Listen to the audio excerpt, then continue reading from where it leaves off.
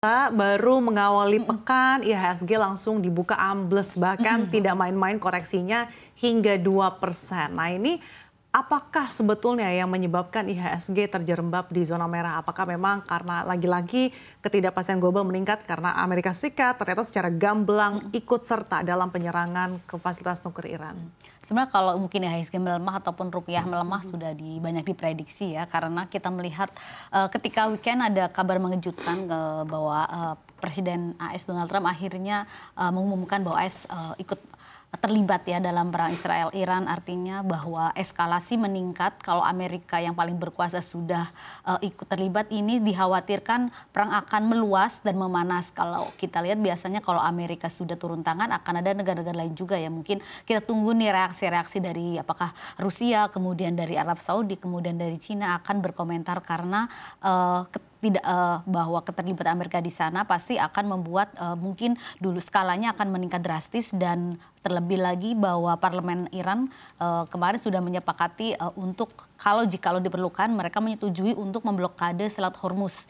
Ini yang termasuk yang saling mungkin menjadi perhatian banyak orang ya, karena Selat Hormuz itu menguasai dari 22% perdagangan global. Artinya ketika selat itu ditutup akan ada banyak sekali lalu lintas minyak yang terganggu, dan paling besar ini persoalannya adalah ke Asia ya, sekitar 80%. Bayangkan kalau lalu lintas harga minyak terblokade, itu akan ada ketidakpastian dari semuanya, dari harga komoditas, dari mungkin pasokan dari LNG juga lumayan besar di sana ya, dan ini yang membuat bahwa pasar nih mungkin panik karena melihat serangan yang meluas. Dan jangan lupa mungkin selain perang minggu ini pun ada begitu banyak data dan mungkin rilis ya yang juga sangat penting. Kalau kita lihat Selasa dan Rabu nanti akan Chairman the Fed Jerome Powell akan menyampaikan laporan moneternya di depan Senat. Kemudian juga ada data inflasi pengeluaran konsumen AS di akhir pekan nanti gitu.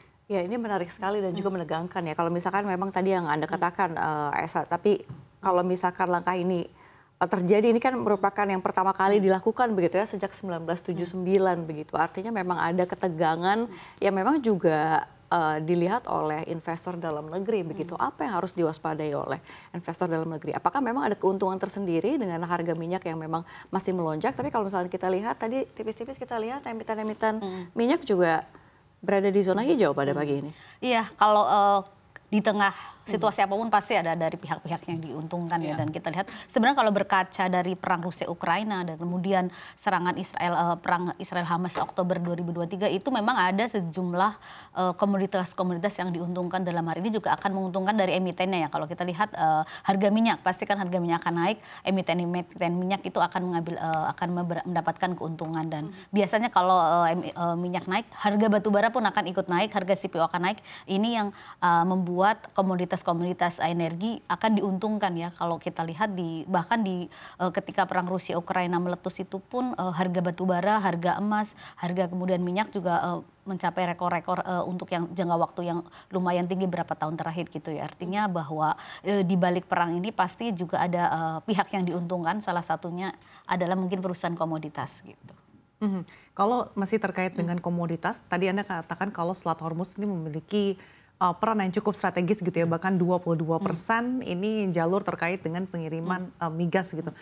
Bahkan beberapa pihak mengatakan kalau misalkan Iran betul-betul menutup Selat Hormuz, maka harga minyak ini bisa melonjak di atas $100 per barel. Sementara saat ini memang masih di kisaran 70-80 ya. Ini dampaknya seperti apa bagi mungkin pasar keuangan tanah air? Kita juga tahu Indonesia net importer gitu. Plus minusnya seperti apa Mbak Esa?